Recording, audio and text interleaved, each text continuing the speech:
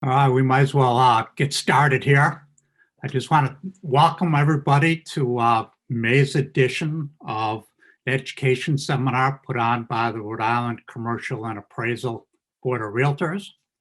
We are very, very fortunate and I'd say lucky today to have a couple fine representatives from the Rhode Island Commerce with us today.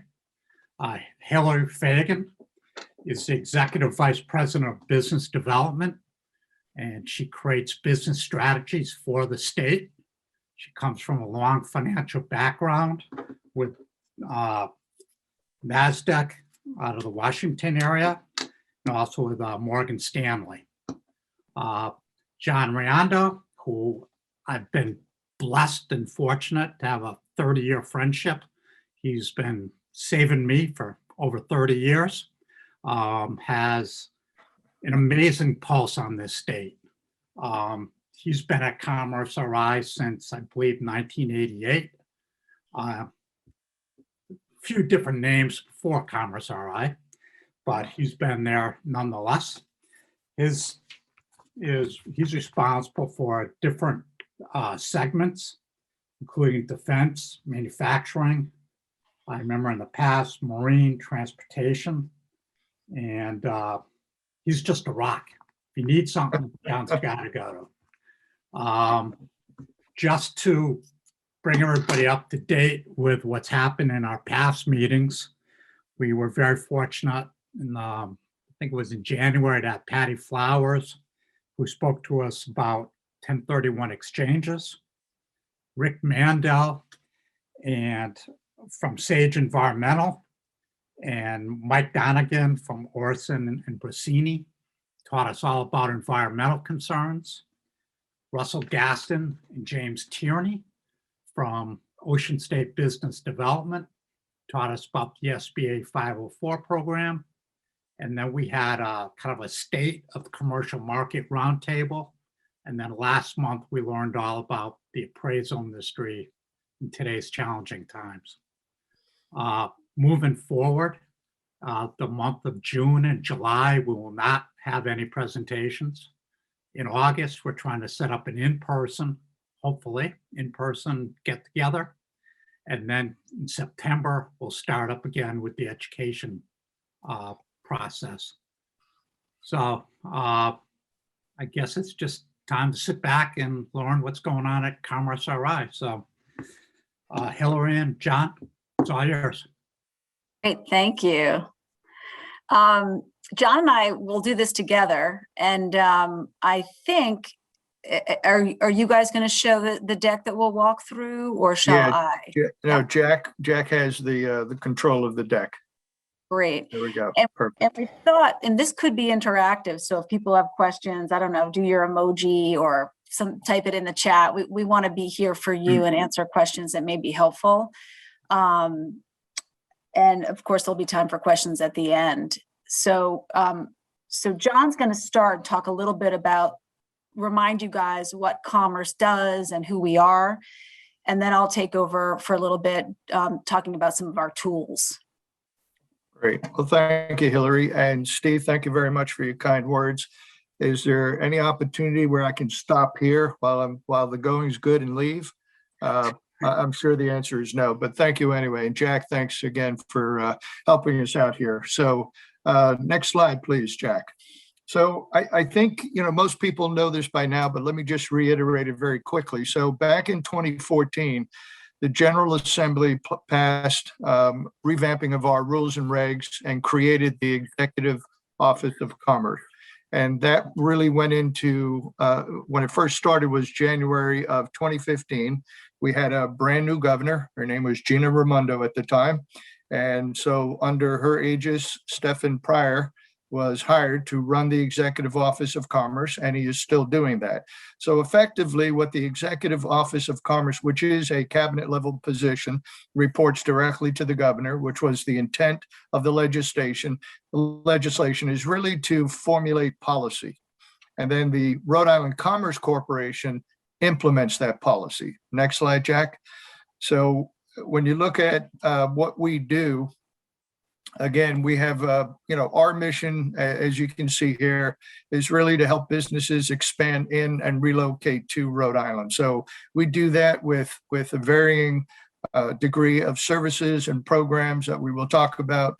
And part of that is obviously we do a lot of site selection analysis. When site locators come to us, they're coming from out of state, and they have they have a little bit of an understanding of Rhode Island, but more importantly, they have a client, they have a prospect, and it is our job to help them. And that's where we work with a lot of the realtors like yourself and appraisers that are out there and citing some of these, identifying some of the parcels, some buildings by which we can then move that to the site location consultant and go from there.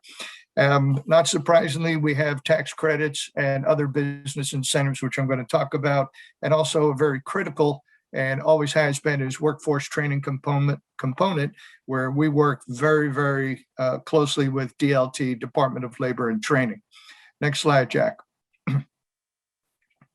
So when you look at the corporation, we have various divisions, and as you know, Hillary and myself are from the business development side of the house. We have the investments division, which really oversees the tax credit program, which is issued through the Rebuild Rhode Island, and the qualified jobs. These are applications and these are investments made by the state in both in-state companies and out-of-state company. We have financial services, and that runs from the Small Business Loan Fund to the Renewable Energy Fund, and also industrial revenue bonds. We have business advisory services. Also, we have a division called Innovation, which works on a lot of the research and development and with the academics, in particular on behalf of companies who are seeking to do R&D. And there's a lot of other activity with innovation, and I'm going to let Hillary talk about that. And of course, tourism, which has been a mainstay for many, many years. And we also have federal programs such as the PTAC, which is the Procurement Technical Assistance Center, which helps companies get government contracts, Foreign Trade Zone 105, and most recently, within the last couple of years, the Opportunity Zones. Next slide, Jack. So some of the tools that we do have, and we're going to get into more detail. Obviously, we have business and tax incentives. We now have, courtesy of our relationship with the Commercial and Appraisers Board of Realtors, the property database, and we're going to show that as well. We do have financing tools, as I just mentioned earlier, the Foreign Trade Zone, which is really taken off in the last couple of years, primarily because we were able to get the entire state eligible to be a foreign trade zone. So any business that is zoned, that is in an industrial or a commercial zone, has the opportunity to participate in the foreign trade zone. And I'll elaborate further. I mentioned the Renewable Energy Fund. On the innovation side, we have innovation vouchers, which is to promote research and development. And these are grants up to $50,000. We have a very successful program called the Wavemaker Fellowship, which is it's a tax credit that is given to a STEM employee of a company, and as a reward for staying in Rhode Island and staying with the company. And that program has done a tremendous has tremendous capability and has done a lot of good work in keeping STEM related graduates in Rhode Island and instead of leaving Rhode Island. And of course, I mentioned DLT, and then we have a site readiness program, which Hillary will talk about later. Next slide, Jack. So again, we talked about the economic development tools. Those were just very quickly precursors of what they are. We're going to go into a little more depth on these. And next slide, Jack. Thanks, John.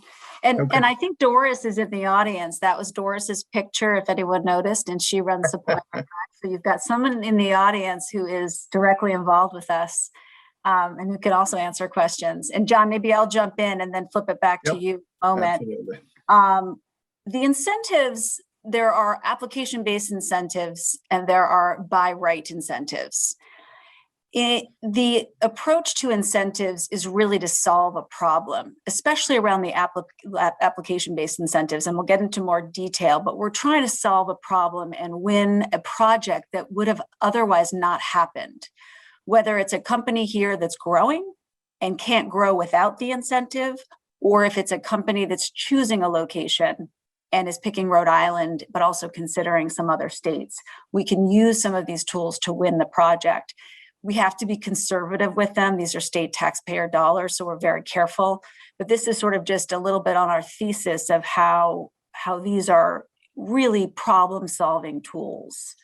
They also stackable, flexible, and can be, bundled to be pretty powerful. So we can go to the next slide. And these are just a sampling. We were trying to think of tools that may be applicable to projects you might be working on or future projects you might find.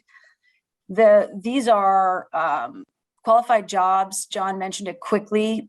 If a company can either argue they can hyper grow with this tool, or if a company is looking at Rhode Island versus another location, we can lure them here with qualified jobs. And what it does is it bundles the 75% of the personal state income tax that's generated by each new job in the state and gives them back to the company in the form of a tax credit, which is completely flexible. So you can use it as a tax credit and hold it in your books. You can redeem it for cash, 90 cents on the dollar, or you can trade it in the open market. It can be quite powerful.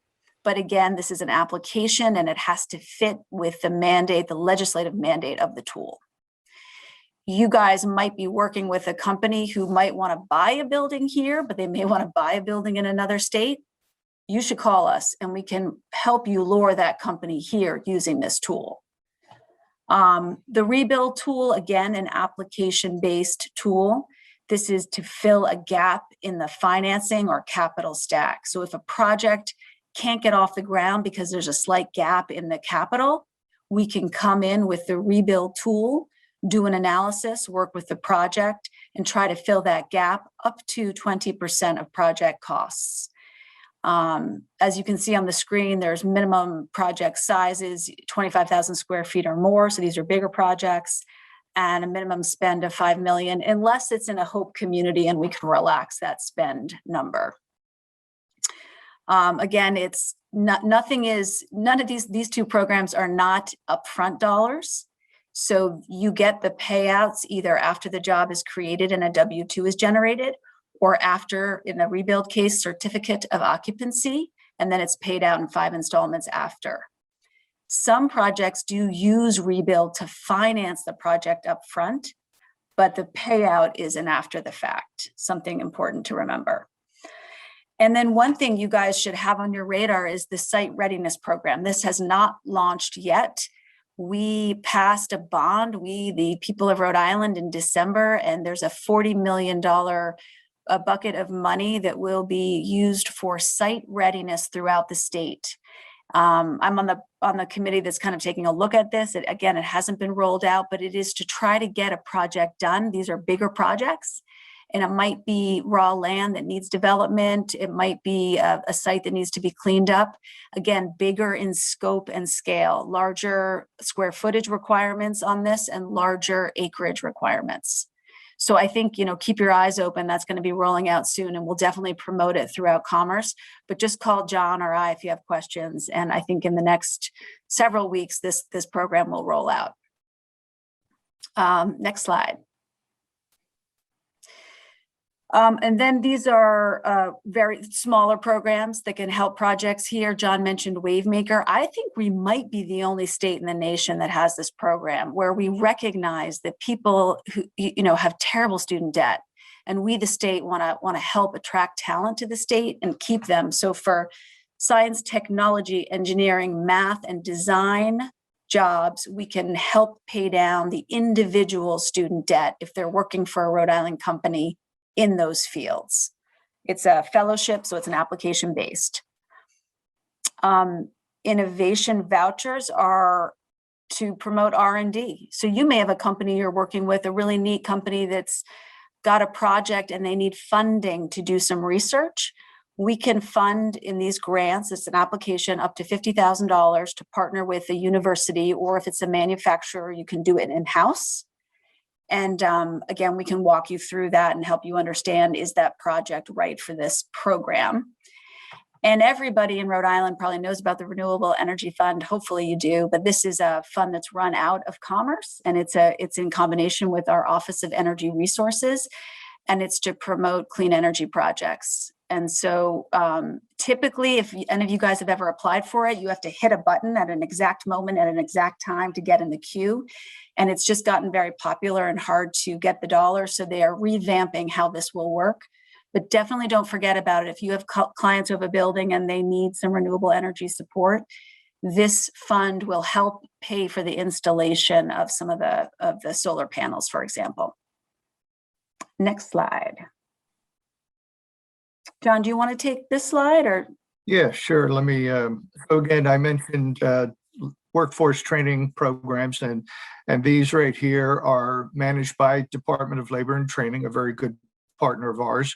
Real Jobs Rhode Island was created under the Raimondo administration and was very, very specific to meet the demands of the employer. And as a result, it was the employer suggesting what that company needed. And as a result, the training was then created by which they could participate and they could get the employee trained per the specs of the company. And Real Jobs Rhode Island has ventured out across a wide spectrum of sectors, from manufacturing to health and fintech, financial services, etc. Back to Work Rhode Island, again, another incumbent program trying to get people back to work in meaningful jobs. Incumbent worker training, as the title states, it's specifically for incumbent workers, and you're trying to upscale their training capability to your employee. And again, you bring what you're trying to do to DLT, and they will fund up to 50% of that of the employee salary for that. Next slide, Jack. On the buy right, Hillary mentioned the buy right tax incentives, and these are have been in place for a while. They are, when we say buy right, they're at your accountant, your tax attorney can qualify you for these programs if indeed you do qualify. But I think, the high performance manufacturing investment tax credit, we also have a 4% investment tax credit primarily for manufacturers. This one is 10%. And basically you do have to meet some criteria, which means you have to pay 2% more than the median wage in the state of Rhode Island, and that is one of the criteria that would qualify you. On the R&D tax credit, this is one of the highest in the country at 22.5% of eligible R&D expenditures, up to that magic number. Don't ask me how it got to that number. And then, of course, it'll go down to 16.9% after you've reached your 111 and 111 for the amount. And about 2 to 3 years ago, the governor eliminated the sales tax on energy. And of course, that was a 7% sales tax. So that was a big hit. Next slide. So we thought we'd give you two sort of case studies, and then we're going to give you our sell pitch so that we can indoctrinate you to be on the sell team with us and get some more companies growing in Rhode Island. This company came to look at Rhode Island as well as 7 other secondary cities. They're headquartered in Radnor, Pennsylvania. I worked on this deal. And they said, we like Rhode Island, but we're also comparing it to places like Charlotte and, Salt Lake City. And they had quite a list. And they were looking at everything. They were looking at workforce. They were looking at the cost and the location quotients of the folks they're trying to hire. They were looking for university partnerships. They were looking for all operational costs and space costs as well. And we did a lot of diligence with them. And they even did sneaky things like they'd post fictitious jobs in Providence and the other 6 other cities they were looking at to see how many hits they would get and what were the candidates, what did they look like. And with a lot of work and analysis and visits, they chose Rhode Island primarily because the qualified jobs tax credit brought the cost of operations down and we could compete with some of the other cities in the South. And it's a neat story. They're a fintech company. They have a really neat platform. They're growing rapidly.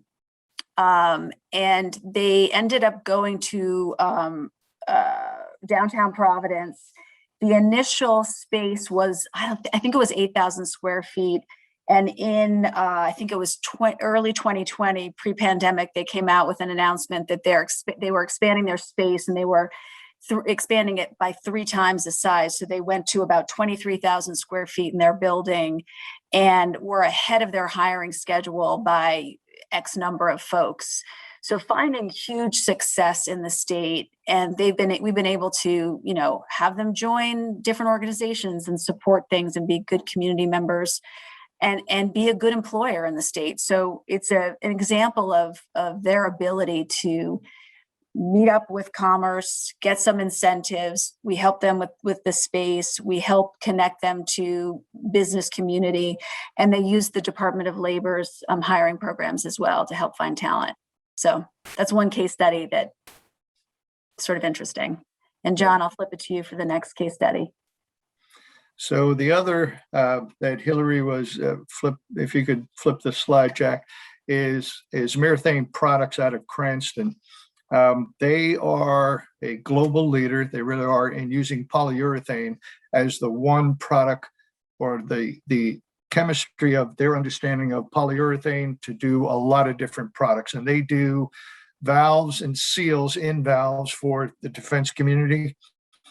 This picture here shows the MPC wheels.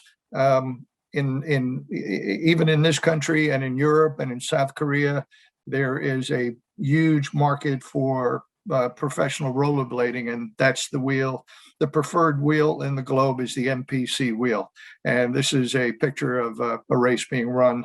And I'm not sure where exactly, but so the rebuild credit, the company had a unique proposition. They bought a company in Virginia, and they realized that that company in Virginia was doing okay. The cost of doing business in Virginia was slightly less than in Rhode Island. Using the rebuild Rhode Island credit that Hillary talked about, it was the company's ability to bring the costs so that they were even. And ultimately, the credit program allowed the company to make the decision to close the Virginia shop, relocate the equipment, relocate the jobs to Rhode Island, which they did, and they're still doing, and working that, as a matter of fact, in 2 areas, Woonsocket and their location in Cranston. So that made that decision. And as you can see, they are now investing over $4 million in physical plant and machinery and equipment. And they brought the 15 plus jobs from Virginia. So they qualified also for the qualified jobs program.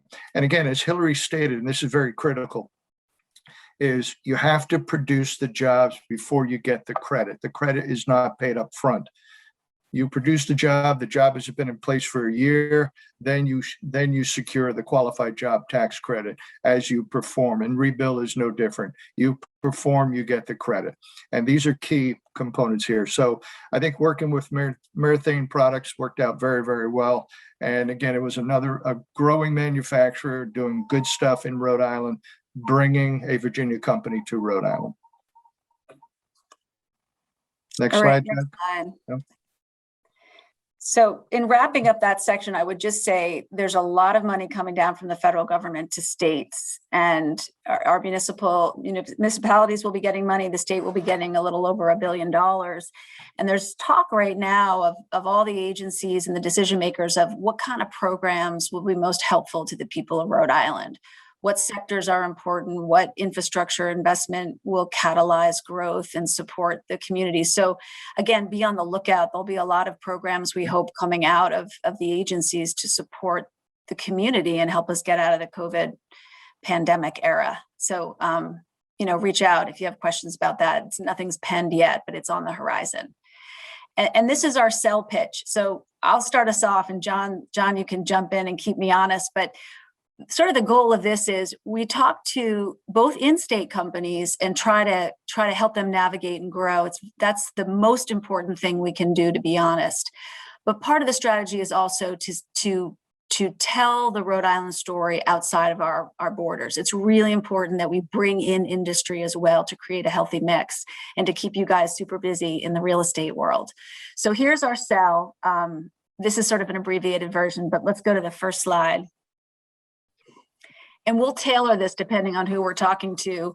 Often we talk about, Rhode Island is the home of innovation, and we're the lively experiment. So we kind of go through some of the history of Rhode Island, and we fast forward to sort of how the state is being very aggressive and a forerunner in renewable energy, both in the first and only offshore wind farm, 2016's Block Island wind farm, but now 2030 mandate for 100% renewable energy powering our electricity use. And then Governor McKee just signed a very aggressive 2050 goal for carbon neutral. So we're an innovative place. And then we'll go to the next slide, and we talk a little bit about some of the attributes. We've got RISD and an incredible design thinking. And RISD actually was a huge component in one of the ways we won a project with Infosys, who's now going to hire 1,000 jobs in the state. Their design thinking and their partnership really landed that deal. We talk a little bit about RI Hub, which is a campus bond initiative, and that is really to help smaller companies innovate, iterate, and launch businesses. And then we talk a little bit about Back to Work Rhode Island, which actually hit the press. It was in Forbes and across, national publications. We used CARES dollars to retrain a workforce that was laid off basically due to COVID. And it was pretty successful and novel. So we talk a little bit about innovation. And then the next slide. If we're talking to an out-of-state or international company, they may say, like, Rhode Island, is that Long Island? Tell me where you are. And so we do this sort of visual of, we're similar to the San Francisco, San Jose scenario. So people can get it. Like, we are in the Boston metro in a way, but we are so much more than that. And so we show this slide often to kind of set who we are. Next slide. And we talk about how responsible we are. We, as a business community, we haven't raised a top tax rate since '91. We actually have the lowest top corporate income tax rate in New England, and we're close to New York.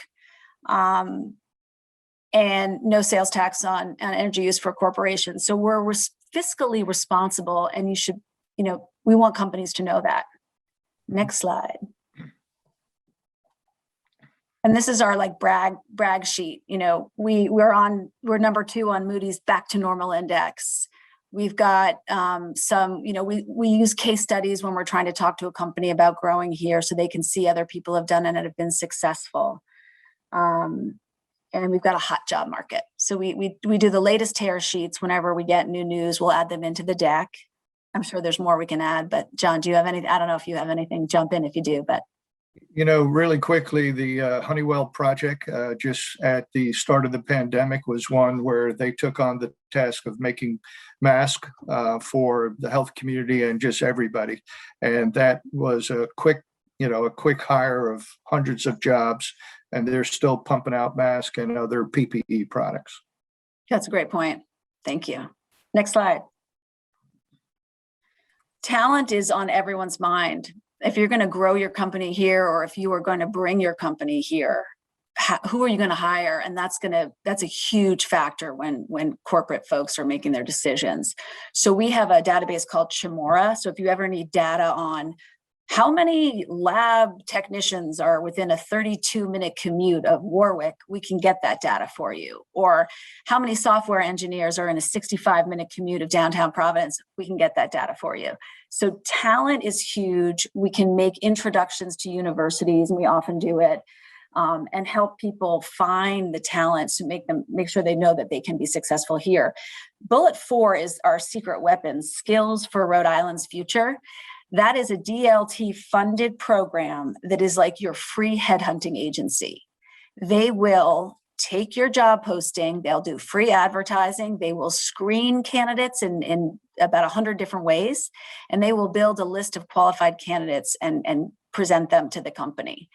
I just did a smaller project with Fidelity with Skills, and Fidelity loved it so much, they're hiring up 500 more people, and that was a big component of it. So something to remember when you're talking to companies, that's a very nice resource, and it's free. Next slide. Beautiful. We have a beautiful environment.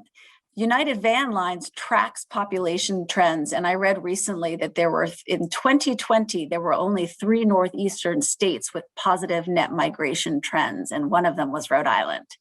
So people are figuring it out. We have an awesome place to live. And I hope that with flexible workplace going forward, we may even see a bigger population boost.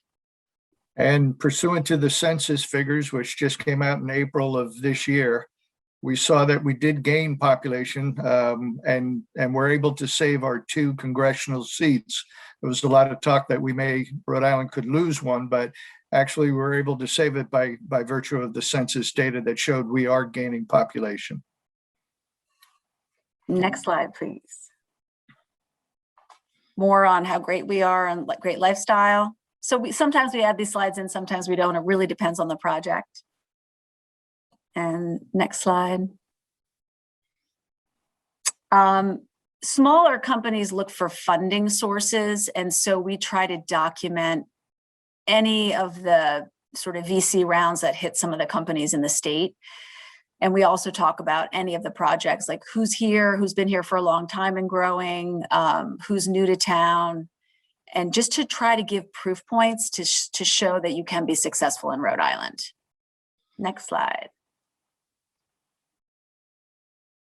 Okay, now to the database. John, do you want to hit this off, or? Yeah, sure.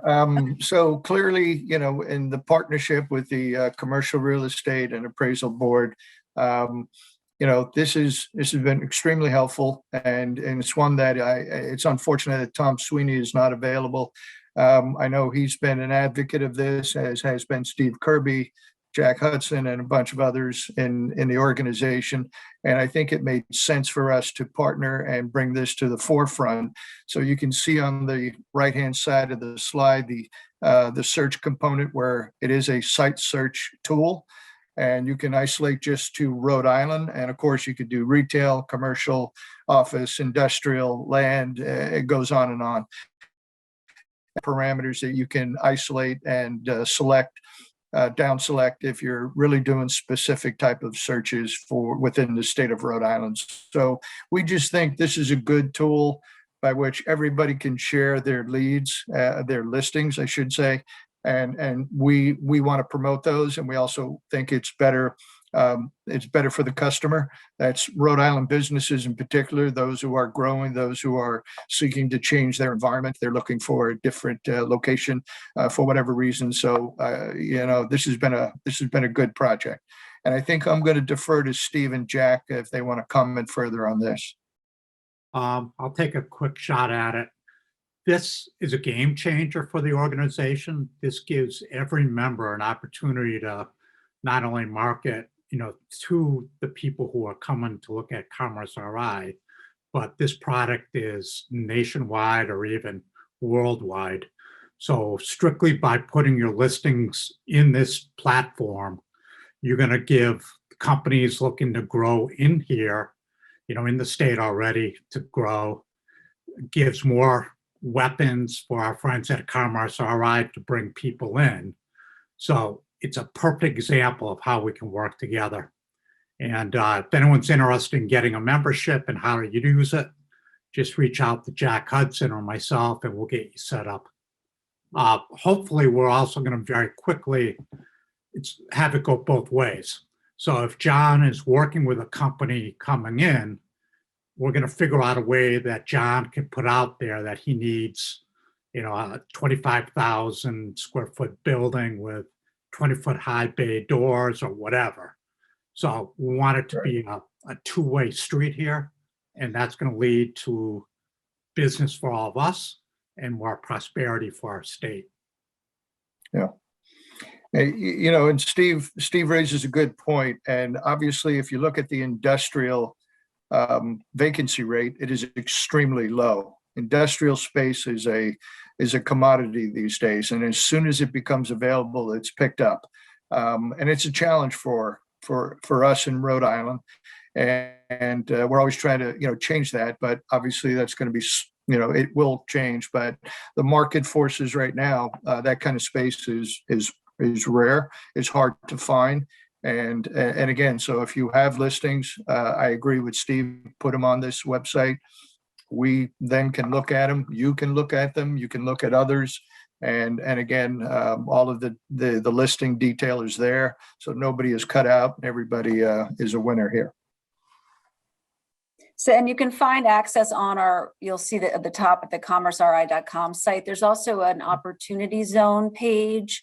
So we have 25 OZ tracks in the state. And if that's important to the development, you can see exactly where those tracks are and where the properties fall within those tracks. Yep. And like John said, the pipeline we're seeing right now is definitely heavy industrial, and spaces are hard to find. So if you have a space that's large with high ceilings, make sure it's on the site, or just tap us, because I think we just filled out 5 RFIs for industrial sites, and it was just really hard to find places that fit. Office, not so much. Yeah. So perhaps Steve and Jack, if we, I'm sure there may be some questions from the audience. I'd love to entertain those questions at this point. I know our friend Rick Mandel had a question he wanted to ask. So Rick, you want to unmute yourself and go at it? Hey guys. Yeah, I'm just curious, and Hillary, forgive me if I'm coming in a little bit late. I got hung up on another call. I'm curious what your organization has done from an environmental lending standpoint. I know, there's the brownfield side of things. There's sort of, I think my sense is there's direct and indirect participation you folks have been involved in. I wonder if you could tell us some stories, what you've done there. We had a slide on it. The Renewable Energy Fund is run out of Commerce, REF, and it's a Commerce OER, Office of Energy Resources program. It's not the catch-all program, but it's more for helping offset costs of typically it's solar installation, although I did have them on a call with the company we're trying to lure here that does small scale urban wind turbines. So REF is interesting. I think depending on your project, like let's say you have clients and they need to diversify their energy source because cost of energy is high here.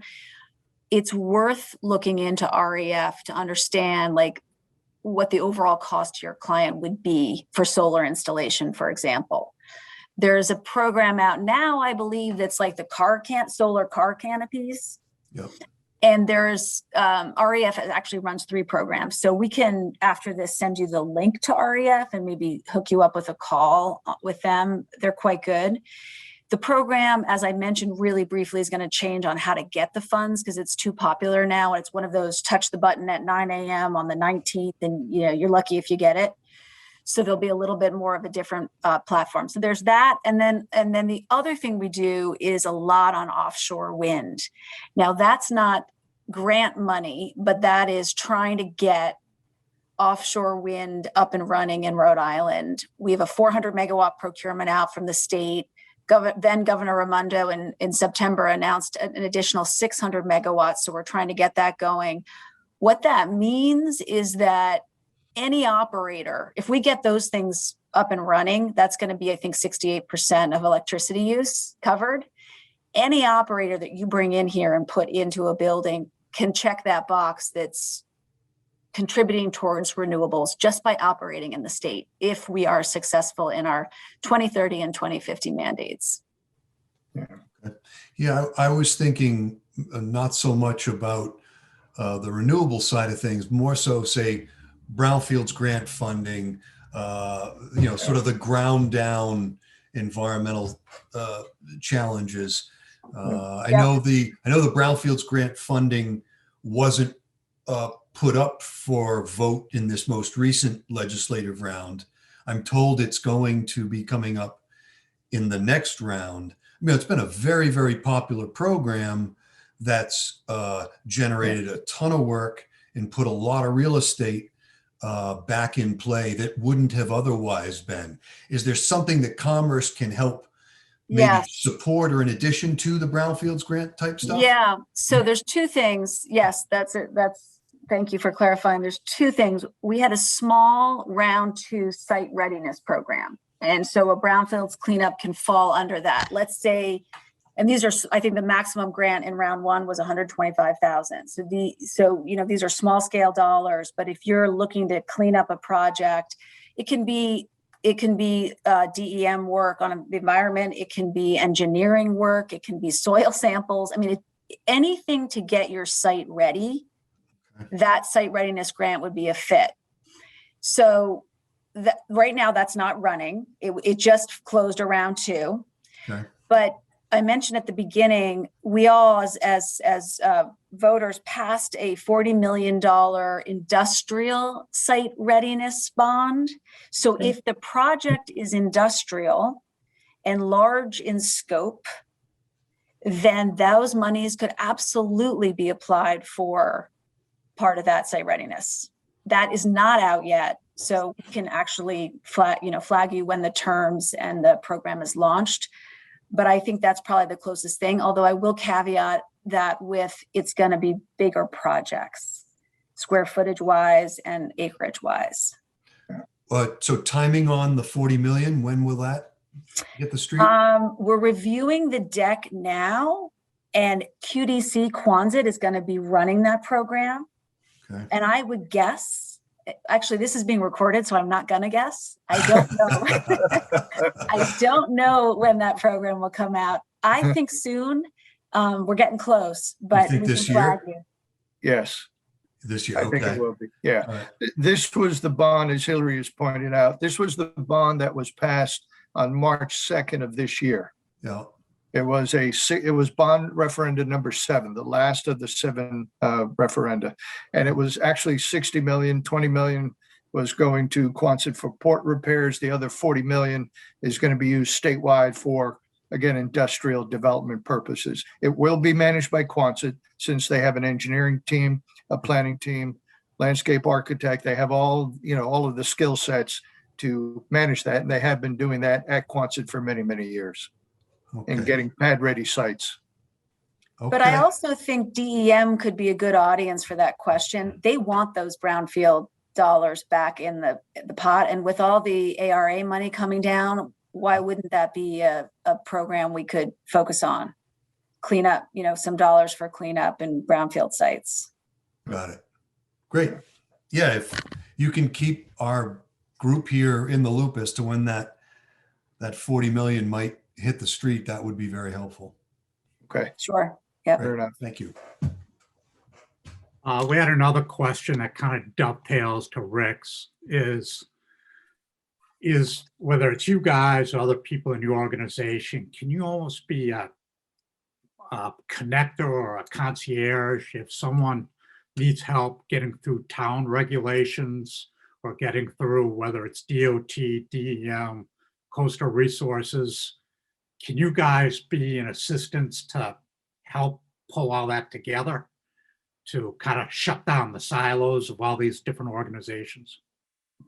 Yes, bottom line, we have been doing that for many, many years. I'll give you an example. So tomorrow, for example, I coordinated a meeting with a aquaculture company with DEM and CRMC. And the whole purpose is to have the aquaculture company present what they're looking to do and get feedback from CRMC and DEM as to what the permits they will have to apply for and what it'll look like. So what we call these pre-apps. Bring them in. It's not, you're talking to the regulator, but the regulator is seeing upfront what you're trying to do and can tell you yes or no or a different approach. And we find these kind of meetings very productive and very helpful in the regulatory environment so you can expedite the projects. And again, the regulators are not adverse. They understand far better that these are good economic development projects and it's worth them getting up and running, it helps everybody. You know, it's a win-win. So that's one example. And yeah, we do that, Steve, on a regular basis. So, you know, we also have business services, which we highlighted as one of our divisions. And, you know, Doris Blanchard is part of that team. And she can tell you that that's something that they do with a lot of small businesses, how to help them along to get, you know, whatever permit they need to open up their business. We just completed with the Department of Business Regulation how to open a restaurant, which is effectively a flow chart as to what all of the steps you need to take, and pretty straightforward, so that you can go to the Department of Health, DBR, Department of Business Regulation, to get your restaurant up and running. What do you have to do, and how can you get it up and running? And that was targeted specifically for the restaurant industry. There's others like that. Other sectors have been targeted in the same way. I think that's really helpful. One of the issues, I think, is people think that you guys are just out there doing the big and high and mighty stuff, but in reality, you know, you can help the person just looking to start a business. So I think having the across the board approach is what we need to move forward. Yeah.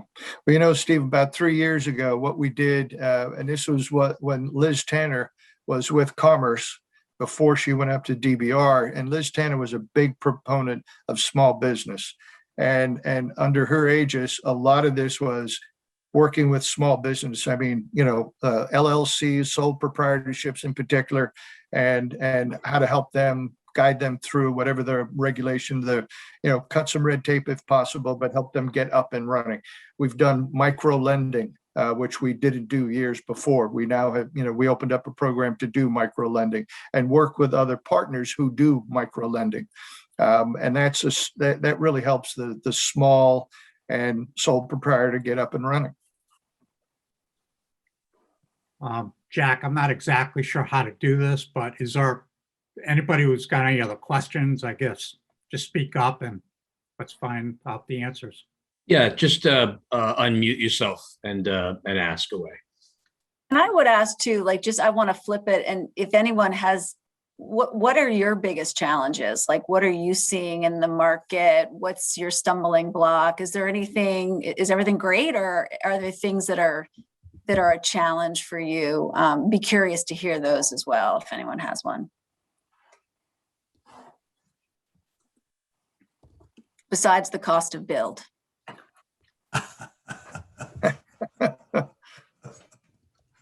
That's a big one. I was just working with a medical group who's going to do a 15,000 square foot build out, but at $175 a foot to build out the medical space, it's not possible. So the other aspect is the lack of staff. We just lost a $2 million restaurant deal because the restaurant coming into the state, started doing hiring searches, and they said it's not happening this year, so they walked. So those are two big challenges that maybe you guys could fix next week. Interesting. Thank you for the feedback. Unfortunately, what you just highlighted, Steve, is, as we know, we're hearing a lot of the stories how restaurants are having difficulty finding talent and workers, but that's across the nation. That's happening, from California to Texas to Florida, you name it. It's a challenge, big challenge. I'll offer an observation, and maybe this is new to everyone or it's old hat.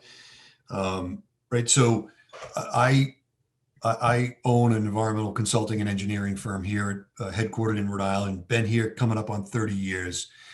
And it's just within the last 6 to 12 months, we do a lot of environmental due diligence, a lot of transactional work.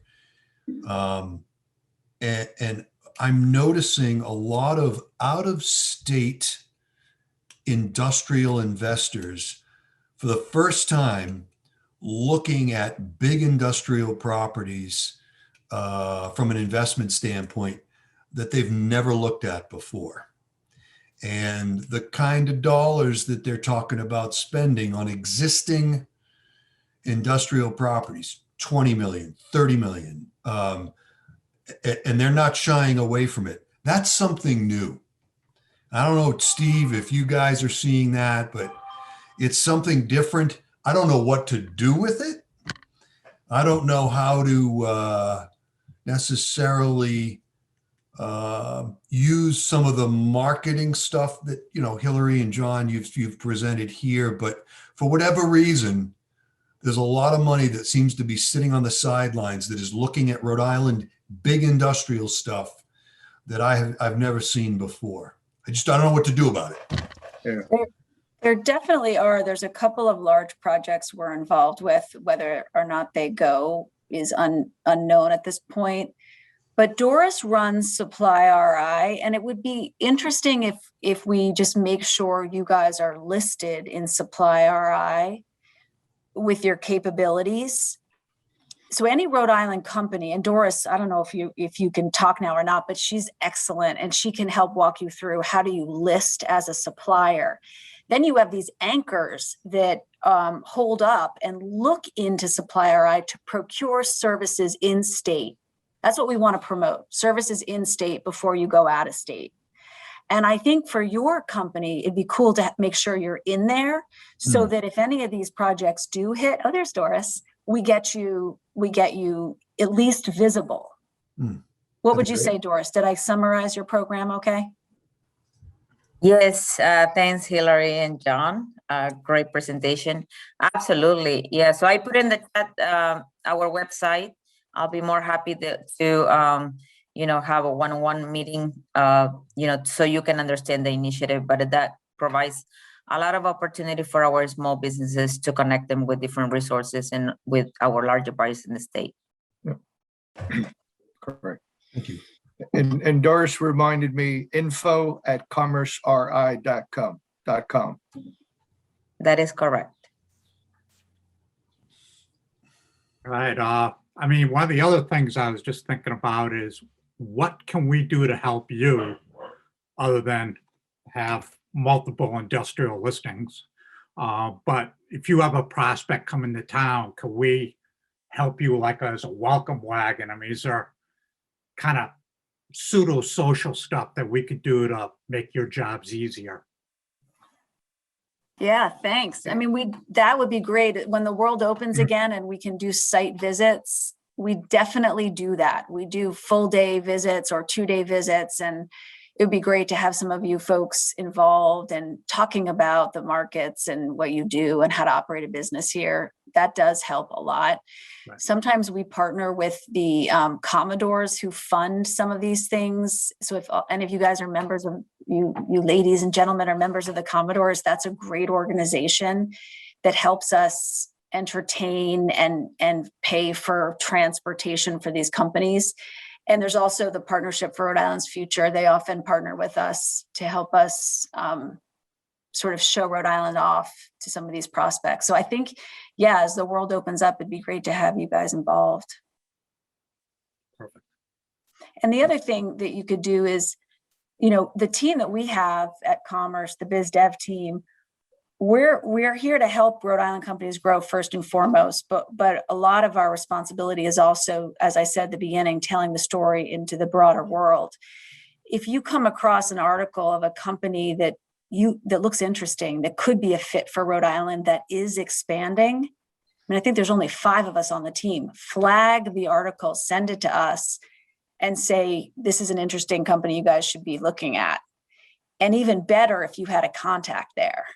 So if there's a way to get in front of them to say, we know you're expanding, here's our value proposition, let us help you be successful here, that is a great way to help.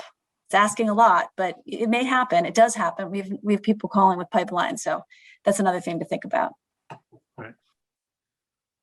Is there anybody else in the audience who'd like to speak up with a question? All right. Any last bits of wisdom from you two? No, but I was going to ask Rick his company. Your what's the name of the environmental company? Sure, it's Sage Environmental. We're located in Pawtucket, soon to be moving down to Friendship Street in Providence. largest Rhode Island headquartered environmental health and safety consultancy. I recently did some work with your company. Hopefully it went well. It did. Good.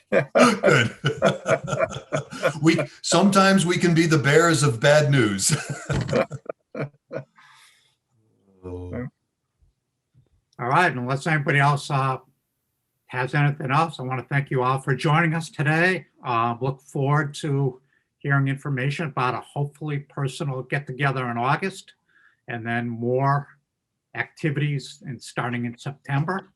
And in the meantime, let's fill up that East Coast Commercial Property Network so that, our friends at Commerce RI can, fill all our spaces for us. So with that, thank you very much and have a good evening. Great. Thanks, Thank you very everybody. much. Long. Take care. Bye-bye.